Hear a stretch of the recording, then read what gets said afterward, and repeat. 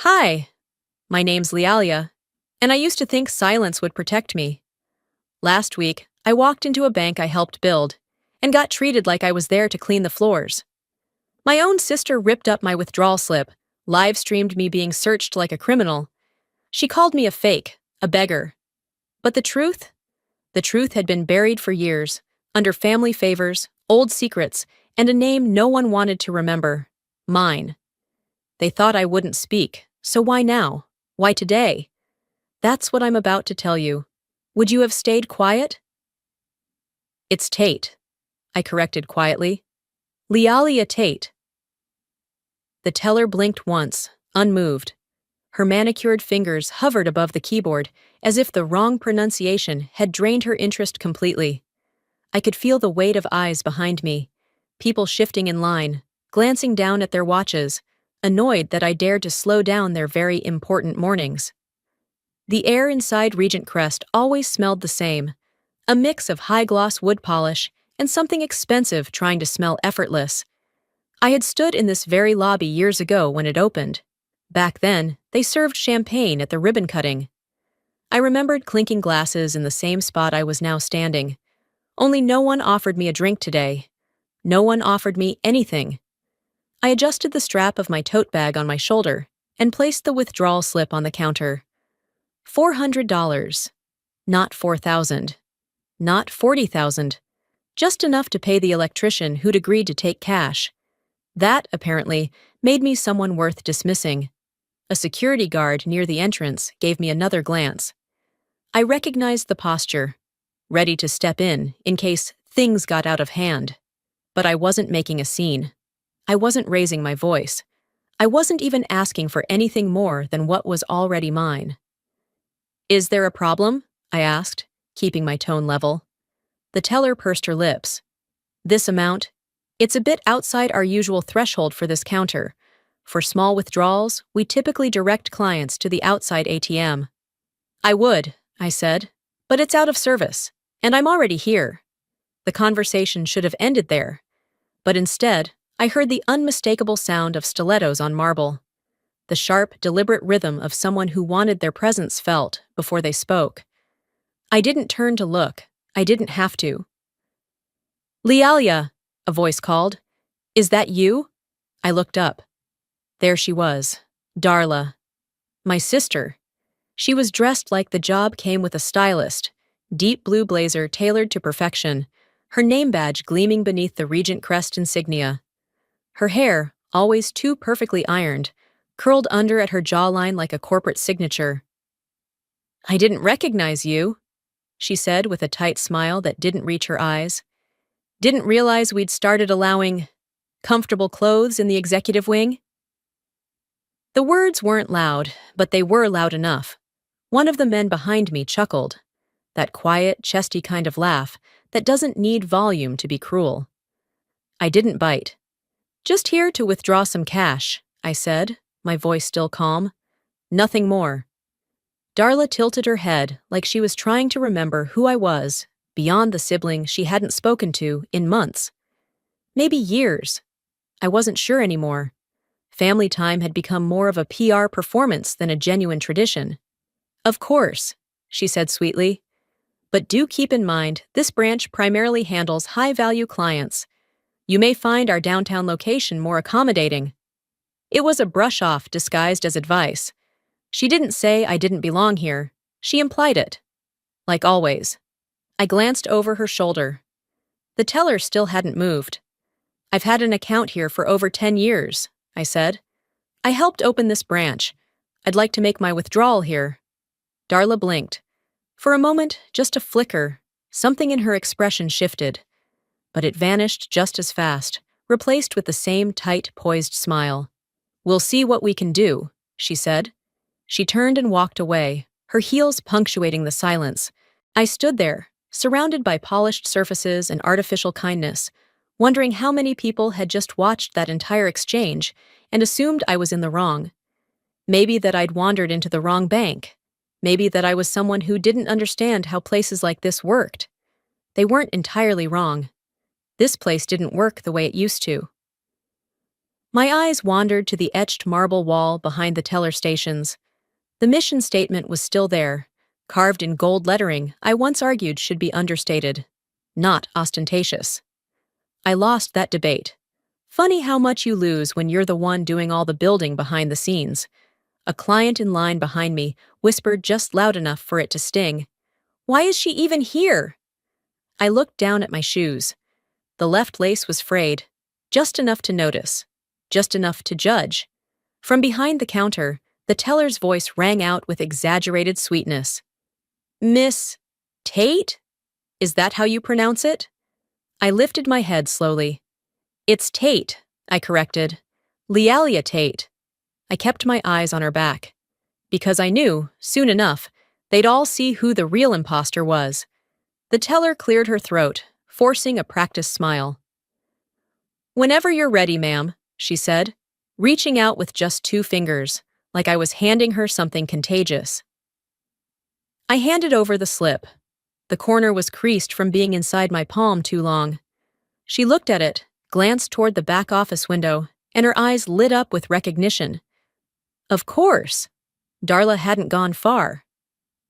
Seconds later, I heard the familiar sharp taps of her heels that always hit the ground like she was walking on someone else's time.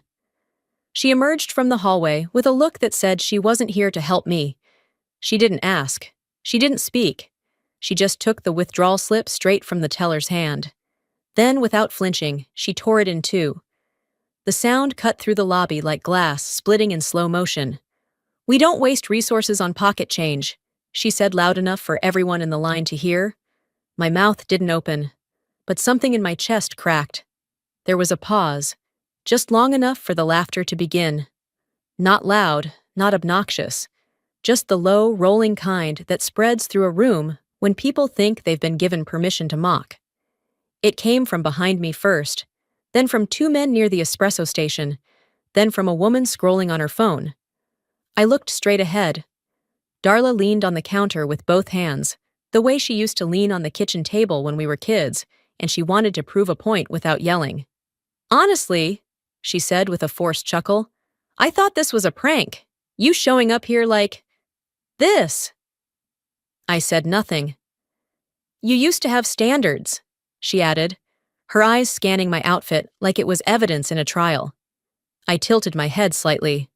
"I still do." The words came out steady but quiet. She narrowed her eyes. "You thought this was still your bank?" "I thought it was," I answered. "I thought family might mean something in this building." "That's cute," she said, voice clipped. "But here, you're just another face at the wrong counter." Behind me, I heard a voice I didn't recognize. "Someone go get her a mop," a man said, half laughing. "Looks like she came in through the service door." That one got a full chorus of laughter. I didn't flinch. Darla looked pleased. That was always her favorite game, humiliation dressed as professionalism. From the corner of the room, a different sound rose, a quick electronic ding. Not from the bank's system. A phone. I turned just enough to see Monette Claiborne, one of Darla's longtime socialites, holding her iPhone up like it was an award. She was already live. TikTok, probably. Maybe Instagram. I couldn't keep up anymore. "Oh, this is gold," Monette whispered, panning the camera. She just tried to withdraw $400 at Regent Crest in a tote bag. She said it with the same tone someone might use if they spotted a stray dog trying to enter a steakhouse. Then she laughed. High-pitched, rehearsed, just loud enough to be heard across the lobby. "Ever seen a bank beggar? Today might be your lucky day, y'all," she said to her audience of followers. I glanced at her for a second, long enough for our eyes to meet. Long enough for her to know I heard. Then I turned back to the counter. I didn't speak. I didn't run. And I sure as hell didn't perform. Across the desk, the teller now looked like she didn't want to be involved anymore. Her fingers hovered, waiting for someone else to decide what happened next. That's when Darla leaned in again. "You used to be somebody, Lealia," she whispered, venom hidden in sisterly concern. "But now, You come in here looking like a checkout clerk from a gas station, begging for walking around money. I stayed still. Is that really what you've become? I looked her dead in the eyes. I became exactly what I needed to be when nobody else showed up. Her face froze for a moment, just a flicker. But she recovered quickly. You don't belong here, she said flatly. My hand rested on the counter. I could feel the wood grain under my fingertips. I helped choose that wood. Imported walnut, sustainable, matte finish. But no one here knew that, not anymore. I scanned the room. The tile beneath me? I helped approve the floor plan. The layout? I suggested 3 versions before they settled on this one. Every inch of this place still carried echoes of my work. But no one saw it. No one remembered. Except for one face behind the teller row. Clara. Young, unsure, but observant. Her eyes met mine. Not pity, not disgust. Just confusion, recognition. A question she didn't know how to ask. I didn't smile, but I held her gaze for a heartbeat longer than necessary. Manette's phone dinged again. Notifications, comments, emojis I didn't want to imagine. Darla turned to walk away, but not before tossing out one last blow. This bank doesn't serve imposters, she said, her voice echoing against the marble. I let my eyes fall shut, just for a moment. I didn't need to scream, but I did grip the edge of the counter just a little tighter. Because once the whole room agrees you're worthless, you start wondering if they're right. That thought lingered, heavy and loud, even as the room around me grew noisier. I didn't move. I didn't respond. But I noticed. I noticed how people shifted their weight, how laughter came too easily, how glances grew bolder the longer I stood there. It started with one woman, a tall redhead in a fitted red dress. She tilted her head and looked me over like I was a scratch on her Lexus. Honestly, she said to no one and everyone, she could have come straight from the bus stop. The man beside her, older, with a Rolex he kept adjusting like it was choking him, added, She's dressed like she's here to clean. A third voice, higher, smug, whispered just loud enough. Should we give her a donation jar? Might cover the ATM fee? The laughter that followed didn't erupt. It dripped. Steady, mean, familiar. It was the kind of laugh you hear in school hallways, the kind that stings not because it's loud, but because it's shared. I could feel the flush rising in my neck, but I didn't turn. I didn't make a scene. I stayed right where I was, hands relaxed at my sides, fingers loose, even though everything in me was curled tight. Darla stood off to the side, pretending to read something on her tablet, but her eyes kept darting up, just enough to enjoy the show. Monette had moved to the center of the lobby now, phone angled perfectly for lighting. Look at the shoes, she said with a grin, zooming in. Designer look brought to you by Goodwill. Her voice was syrupy, but her words were nails. I didn't have to see her screen to know her feed was buzzing. These days, cruelty came wrapped in hashtags and comments. Then I heard it, sharp and real. Seriously, a young guy with a Bluetooth earpiece called out. Can anyone even confirm she's not scamming? He wasn't asking a question. He was planting a flag. Darla finally looked up, made eye contact with me. You've created quite a scene, Lilia, she said, smoothing her jacket. Please don't embarrass our family any more than you already have. I stared at her. Our family? I asked, keeping my voice low. That's rich. She held my gaze for a second, long enough for her cheeks to twitch, but not long enough for her to speak again. Instead, she gave a quick nod to the front desk. One of the younger tellers picked up a receiver. She didn't say much. Just a few clipped phrases, followed by a pause and a final, yes, ma'am. That was all it took. A low beep echoed through the security system. It wasn't loud, just a soft signal. But I caught the way one guard straightened, touched the cord on his earpiece, and murmured something into his lapel. Vince, the older security guard, shifted uneasily by the door. He looked at me, eyes hesitant, jaw tight, but didn't move. The other guard, a younger guy, stockier, with something to prove, made his way toward me.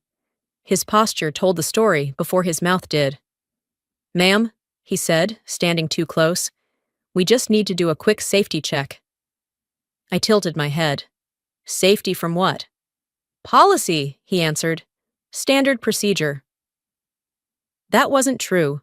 There was no policy for what they were doing. No policy for humiliating someone while smiling for the cameras. But I didn't argue. He didn't touch me, yet. But the implication hung in the air. The crowd was quiet now. Not because they were ashamed. Because they were entertained. You could hear the energy shift, like watching a reality show unfold in real time. I wasn't a person to them. I was content. 10 minutes passed like that. I could feel every second digging into my skin. Then the doors opened. 2 officers walked in, uniformed, calm, and utterly disinterested in the tension they'd just stepped into. No one flinched. In fact, a few people clapped quietly, like their favorite contestant had just made it to the next round. One officer approached me. His partner spoke with the front desk. "Ma'am," he said, "can I see some ID?" I handed it to him without a word. "You matched a vague description we were sent," he said, reading the license. "You're not in trouble. We just need you to cooperate." Darla was standing behind the teller counter now, arms crossed. The corners of her lips twitched, but she wasn't smiling. Not quite. I looked at the officer. "Am I being accused of something?" "Not officially," he said, "but someone flagged suspicious behavior." Of course they did. Suspicious behavior like standing still, like wearing shoes without labels, like being inconvenient to look at. He returned the license. "You're clear." But the damage had already taken hold. Phones were still up. Monette was whispering into her mic, and I had no doubt that whatever came next would be clipped, captioned, and spun into a 30-second takedown of the day's bank drama. I breathed in. Slow, shallow. From somewhere behind me, a voice said, "Even if she's rich, she'll always be trash in that outfit." That one, more than the others, landed. Because it wasn't meant to be funny. It was meant to be final. I didn't cry. I didn't speak. But the last part? That stayed with me longer than I want to admit. She wasn't praying. She was waiting for someone to do the math. And finally, someone did. From where I stood, I could still see Clara at her desk. Low profile, head slightly down, fingers typing with steady rhythm. She didn't look up, not yet. But her posture had shifted. There was purpose in her stillness. She wasn't laughing like the others. Wasn't scrolling or filming or exchanging those glances people pass around like cigarettes, meant to burn, not to share warmth. She stared at her screen longer than needed for a regular check. Then something changed. A subtle tilt of her chin, her brows tightening just a fraction. Whatever she'd pulled up, it wasn't standard. I saw it in her face. She knew. There was a power in that. A quiet one. Not the kind that demands a microphone, but the kind that knows how to hold silence like a loaded gun. Clara leaned back slightly, eyes still on the screen. Her mouth moved, but barely. Not talking, reading, confirming, cross-referencing. And then she froze. Her lips parted for half a second before she caught herself and glanced up, straight at me. We held eye contact. She didn't nod, didn't signal anything, but I felt the shift. Somewhere between the lines of her expression, between the knowledge and disbelief, something had clicked. I turned away before it could linger too long. I didn't want her to draw attention. Not yet. Instead, I took a few slow steps toward the back wall of the lobby. The chatter behind me faded as my focus narrowed. Past the row of teller counters, behind the gold-accented rope barriers, stood a floor-to-ceiling panel of dark marble. At its center, in embossed lettering, was the mission statement of Regent Crest Bank. To serve with excellence, to lead with integrity, to honor our foundation. I used to believe that. In the beginning, when we were choosing paint swatches and debating font families, those words had meant something. They weren't just for press releases or social media banners. They were a promise, a covenant. At least, they were to me. I reached out and let my fingers brush the corner of the steel crest mounted beside the panel, a logo I had designed. A simple arc intersecting a crest, meant to symbolize growth, resilience, and continuity. Now it just looked like branding. But back then, it had come from something real. A sketch on a napkin during a sleepless night, drawn by someone who believed in the kind of place this could be. Someone they'd all decided didn't belong anymore. Behind me, another notification sound chirped. Monette again, probably reacting to a fresh flood of comments. Her voice was softer now, less performative. Maybe the energy in the room had changed, even if they didn't realize it yet. I didn't move. I just stood there, palm pressed to the stone, not out of nostalgia, but to reclaim something that had always been mine. That's when Clara moved. It wasn't dramatic. She didn't make an announcement. She simply clicked one final key, waited, and then reached into a drawer. She pulled out a single printed sheet, folded it once, and tucked it into her blazer. Then she stood. Her eyes scanned the room, not in panic, but in awareness. And then she walked. Not toward me, not toward Darla, but toward the hallway just past the teller booths, where the private offices were. She passed Monette, past the guards, past the line of people still holding their phones and their judgments, and no one stopped her. Clara disappeared down the corridor, and for the first time since this started, I felt it. Momentum. It wasn't big yet, not loud, but it was real, and it was mine. A man 2 seats away cleared his throat. The woman in red who'd laughed earlier pretended to check her watch. No one was filming anymore. I took another look around, just a glance, and stepped aside from the crest, letting my hand fall. I wasn't angry. I wasn't even embarrassed anymore. I was awake, and somewhere, beneath all the noise and cruelty, someone else finally was too. Because silence says more than screaming when the person you dismissed turns out to own the floor you're standing on. I didn't hear Clara speak, but I saw her pause at the edge of the hallway. She slipped through the glass door like she belonged there. The moment passed quickly, nothing dramatic. But the energy in the room had shifted. And so had Vince. He'd been leaning near the front entrance this whole time, just out of frame, invisible in the way older men in uniform often are, until they're not. I saw him glance at me, then at Darla, then at the teller line, and the thin tension still hanging in the air like static. He didn't say anything to anyone. He just turned his body, walked toward the hallway opposite Clara's path, and disappeared through the staff-only exit. No one paid attention. I did. 10 minutes passed. Maybe 12. By then, the lobby had gone strangely quiet. Phones lowered. People started shifting in their seats, unsure whether they were still supposed to be laughing or waiting for the next act. Monette was still scrolling, but she'd stopped narrating. Even Darla was no longer pretending to look at her tablet. And then, like it had all been scripted, the glass front doors opened. No dramatic music, no booming voice, just a man in a gray suit, no tie.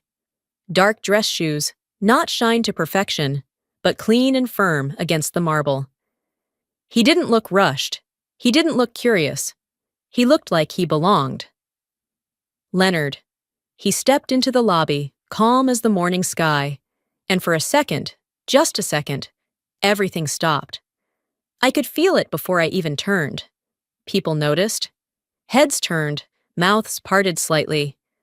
Someone murmured behind me, "Isn't that the guy from Duxford Holdings?" Another voice replied, "That's her husband." Darla's head snapped toward the entrance. Her face drained like someone had pulled the plug from the back of her neck. Leonard didn't address her. He didn't look at anyone. He just walked straight past the seating area, past the teller line, until he stood beside me. He didn't ask what happened. He didn't demand answers. He looked at me and said, quietly, directly, no pity in his voice, "Are you okay?" I looked at him, nodded once.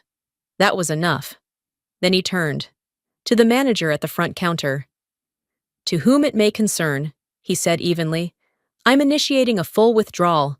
all personal, business, and trust holdings under my name, my companies, and our family foundations. The manager stuttered.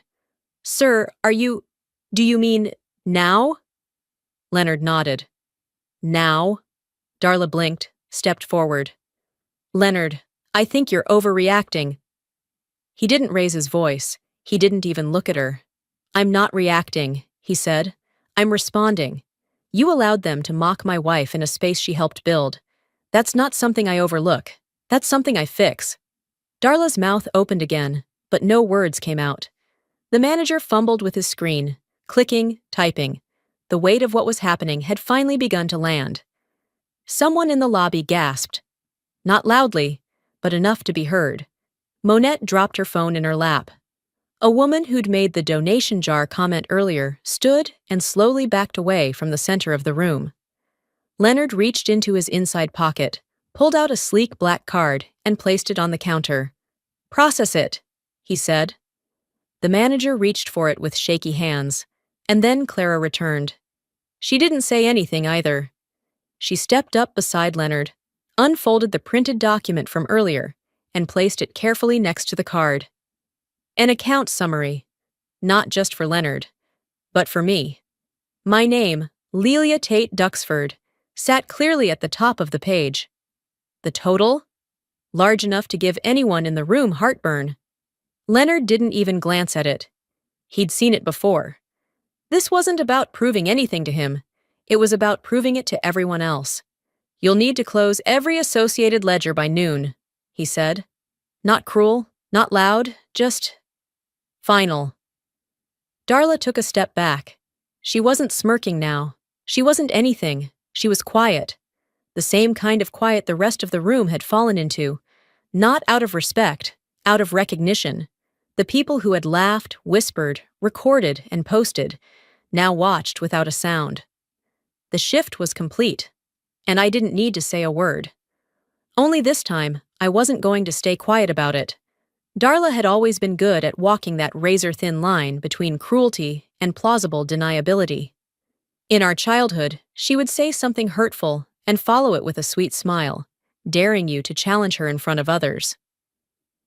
At the Thanksgiving table, in parent-teacher meetings, at our mother's retirement party, it was always the same dance.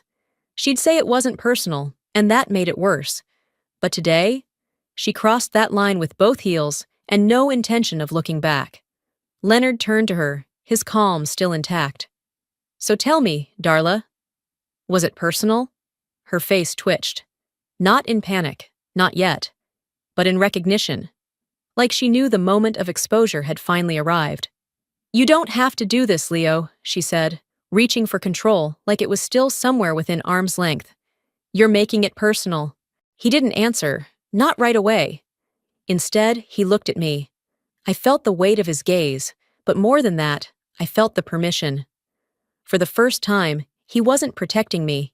He was making space for me to speak for myself. It wasn't personal, I said, and I didn't raise my voice. But she made it that way. A long time ago. Darla blinked. Her mouth moved to speak, but nothing came. There are some truths that don't need volume. They just need air. I turned to the room. Not just her. Everyone. Even the ones who had looked away. Especially them. She almost lost her job 7 years ago, I said. Internal audit flagged a misappropriation of client funds, $38,000, moved from a dormant account into an off-books escrow shell she couldn't explain. I could feel them listening now, every breath behind me held still. She would have been terminated, I continued, but someone filed a sealed affidavit, testifying the transfer was an internal misunderstanding. The audit froze. She kept her title. I glanced back at Darla. I signed that affidavit, I said. Me! The room cracked with gasps. Quiet ones, controlled, but gasps all the same. Darla stepped forward, her voice high, too quick. That was years ago. I was new to management. I was trying to navigate things without the... You were reckless, I said, interrupting her before the revisionist script took hold. You were drowning, and I handed you the only rope I had. I didn't do it for applause. I didn't even tell Leonard. Leonard remained still. He already knew. The surprise on his face had come and gone years ago when I'd finally explained it to him over dinner one rainy night. But you knew, I said to Darla. You knew the truth. And you chose to stand here, in front of these people, and act like I was nothing. Her hands clenched. I didn't know you'd show up today, she said, quieter. I didn't know you'd still care. My voice didn't waver. You didn't know I'd remember. The silence in the lobby thickened. I felt Clara move again. She walked forward, not fast, not hesitant, just steady. In her hands, a document sleeve. She opened it carefully, removed a photocopy of the original affidavit I'd signed. She didn't speak. She placed it on the counter beside the black card Leonard had laid down minutes earlier. That gesture, the simple placement of truth, rang louder than anything said that morning. A man near the velvet rope shifted his stance, eyes now cast downward. The woman who'd mocked my tote earlier started fiddling with her necklace chain. Monette opened her phone, but the screen stayed dim. Her live stream had ended, and she didn't dare start another. I looked back at Darla. You asked if I still cared, I said. What I care about is clarity. What I care about is memory. Darla's eyes glistened, not with tears, with calculation. She was scanning the exits, not the physical ones, but the narrative ones, trying to find a story she could still spin. There were none. Clara finally spoke. I found the original account logs, she said softly. Her name's listed under a legacy tier, founder level. You don't get there by mistake. Darla didn't respond. Leonard crossed his arms, said nothing. He didn't need to, because I had already said enough. And the room, the one that once laughed, now it remembered something it had chosen to forget. I took one step forward, closer to Darla. Close enough that she didn't have to pretend we weren't sisters. You showed them who you are today, I said. And then Leonard turned to me, his voice low. What do you want to do next? I didn't pause. Nothing more, I replied. She's already shown them who she is. They just watched. Like they finally understood they never really saw me. I didn't wait for anyone to speak. I walked to the far end of the counter, away from the noise, away from Darla's silence and Monette's downcast gaze. A strange kind of stillness had settled over the room, like whatever had filled the air all morning. Judgment, cruelty, smug amusement had finally collapsed under its own weight. Behind me, Clara moved with a purpose that didn't need permission. She stepped behind the teller counter, pulled a presentation tablet from a locked drawer, and without a word, connected it to the bank's overhead display. The large digital screen flickered once, then twice, before settling into a dark navy blue background. She tapped quickly through a few folders, stopped, and opened one labeled Founding History, Internal Use Only. I didn't know she had access to that. When the document loaded, the silence cracked.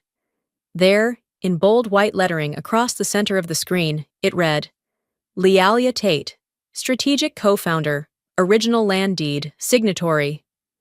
Gasps, actual, audible gasps, rippled through the room like a low wave. Someone, maybe the man in the gray blazer, who'd laughed earlier, whispered to himself, Wait, she helped build this? Clara stood to the side, hands folded in front of her. She didn't look at me. She didn't have to. I heard a ceramic cup shatter softly.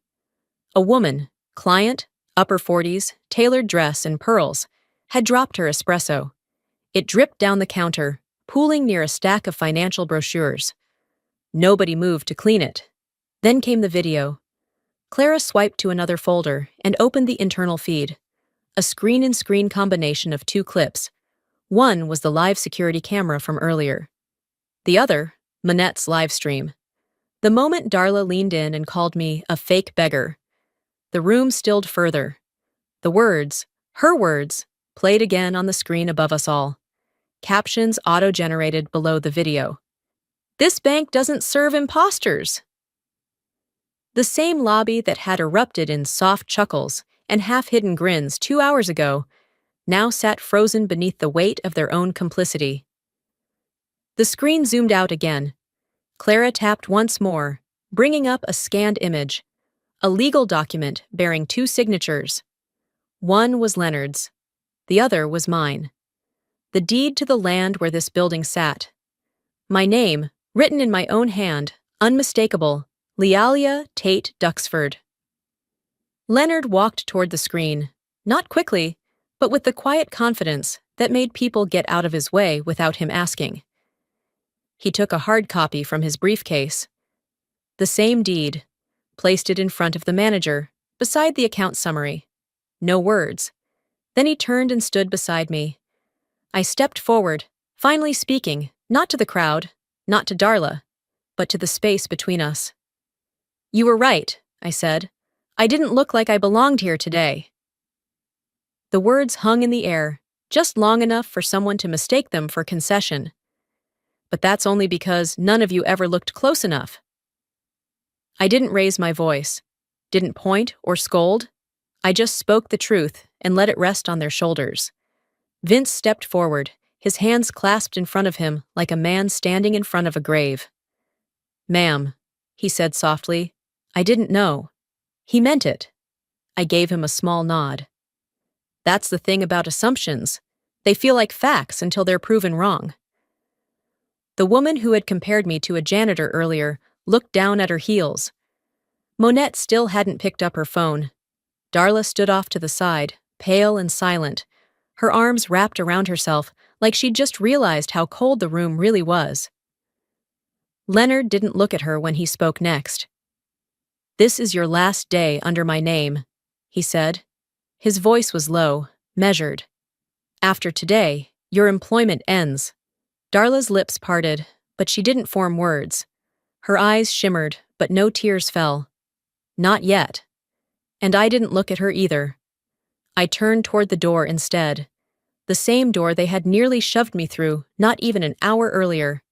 This time, nobody tried to stop me. They just watched. Like they finally understood they never really saw me. I walked with purpose, not defiance, not bitterness, but certainty. Each step toward the glass doors felt like a small, deliberate reclaiming of space that had once been mine. My heels didn't echo sharply across the marble floor the way Darla's always had. Mine made no statement. They simply carried me out. Nobody said a word. Vince stepped to the side without hesitation, holding the door open with the quiet dignity of a man who knew he'd stood on the wrong side of something, but wanted to do one thing right before the end of the day. I didn't thank him aloud, but I nodded. Once. That was enough. Monette shifted in her chair, adjusting her purse like it weighed more than it did. She opened her mouth, closed it. Her phone, dark now, sat forgotten on her lap. Not a single one of her followers could help her explain what had just happened here. A few clients lowered their eyes when I passed, the way people do when they recognize shame in someone else, but aren't ready to acknowledge it in themselves. The doors opened, and I paused. Not for dramatic effect, but because I wanted to choose my moment. This time, I would leave on my own terms. I turned, not to the people, not to Darla, but to the building, to the walls. The floor I had once helped lay, the branch I had helped open, the crest I had designed. I let my palm rest on the edge of the door, cool, polished glass, before I spoke.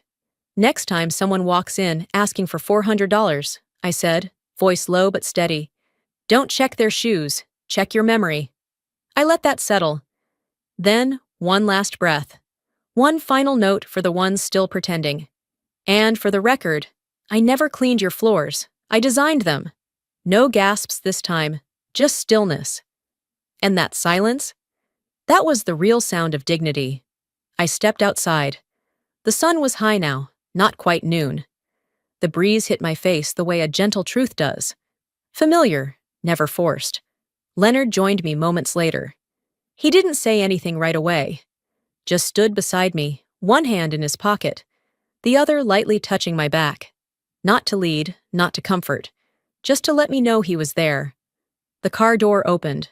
Vince had already radioed ahead. Of course he had. But I didn't get in right away. Instead, I looked back one last time. Not at the people, not at my sister, at the glass facade of the bank. The reflection staring back at me wasn't proud. It wasn't vengeful. It was done. Not broken, not bruised. Just done. My thoughts wandered. To the first blueprint I reviewed for this branch. To the late nights drafting projections while Darla went to mixers and networking brunches. She always hated numbers, but she liked credit. I remembered her, once, younger, smiling in her office the day I handed her the founding paperwork to sign. Her name in second position, mine in first. She didn't thank me then. She wouldn't now. But that's the thing about giving. You do it because it's in you, not because it's ever guaranteed to be returned. Leonard's voice broke the moment gently. "Where to now?" he asked, his tone light but respectful. I didn't answer right away. I let my eyes drift across the street. There was a small cafe, one I'd walked past a dozen times but never entered. A place that smelled like citrus and new beginnings. "Somewhere I don't have to prove I exist," I said. The door shut behind me with a soft, hydraulic sigh, and for the first time in years, I didn't feel erased. I felt seen, not by them, but by myself. 3 days passed without fanfare. No reporters camped on our lawn, no dramatic confrontations, just a quiet kind of ripple that kept moving, even after we'd left the building behind. Leonard spent most of that time on calls. Lawyers, foundation boards, private financial teams handling the fallout from his decision. I didn't ask for updates. I didn't need them, because something bigger was happening out there, and I didn't have to control it for it to be real. It started online, as things always do now. The video Monette had posted, the one meant to humiliate me, was reshared, recaptioned, recontextualized. Only now it was called, "They Mocked the Co-Founder." It wasn't just the views, though those came quickly. Over 1 million in under 72 hours. It was the comments, thousands of them, some confused, some furious, and some just quiet gratitude. This woman is grace in a war zone. Proof that being silent doesn't mean being weak. I've worked in corporate America 30 years. I've seen this happen in 100 different lobbies. I didn't reply. I didn't need to. Sometimes the world gets the lesson without the teacher standing at the front of the room. Regent Crest issued a press release by the second morning. Effective immediately, Ms. Darla Whitcomb is no longer employed by Regent Crest Private Banking. We are conducting an internal review of past conduct. They didn't say my name. They didn't have to, because the internet already had. By the end of the week, an anonymous Reddit post surfaced. It linked back to a whistleblower complaint from years ago, one that had gone mysteriously unresolved. Users connected the dots faster than any journalist ever could. Screenshots, file archives, a 6-year-old audit trail that traced directly to Darla's desk. By the time the actual story broke in a mid-sized finance blog, her name was already trending, but not for the reasons she used to brag about. The ripple reached deeper. People in her orbit, the board members she'd courted, the women she'd lunched with, the charities she'd smiled for, went silent. One by one, they stopped returning her calls. Monette unfollowed her on every platform, erased every photo they'd taken together at galas and golf fundraisers. No public outrage, just disappearance. And that, in some ways, was the sharpest wound. But none of it came from me, because I had already left. On the third afternoon, I sat in our garden. Leonard was reading a book across from me, his feet stretched out, one hand holding a cup of tea. I was kneeling beside the bonsai, pruning gently. That little tree had taken years to shape, not into what I wanted, but into what it was always meant to be. He glanced up. "You could have burned the whole thing down." I didn't look at him. They burned themselves. I just stopped shielding them from the spark. His mouth curved at the edge, not quite a smile. More like an acknowledgement. We didn't need to say more. That evening, after he went inside, I opened a drawer in the hallway I hadn't touched in months. Inside was a letter, written years ago. The ink had faded in some places, the folds soft from being opened and closed so many times. I had written it the week after Darla's audit scandal. I never mailed it. It read, "I don't need you to thank me. I just need you to stop pretending I never stood behind you. I covered your mistake because I still believed you could rise above it. But I can't carry the weight of someone who insists on pretending they were never helped." I read it once more, then carried it to the backyard. I didn't shred it. I didn't bury it. I lit a single match and watched the edges curl and blacken in the fire pit. There was no rage in it, no ceremony, just letting go. That's the thing about some scars. They don't scream. They just glow, quietly, reminding you of what you've survived. Later that night, I sat in bed, the window open beside me, the wind slipping in like a quiet song. I whispered a thank you, not to anyone in particular, just for the peace, not the kind that's given to you, the kind you choose to take back.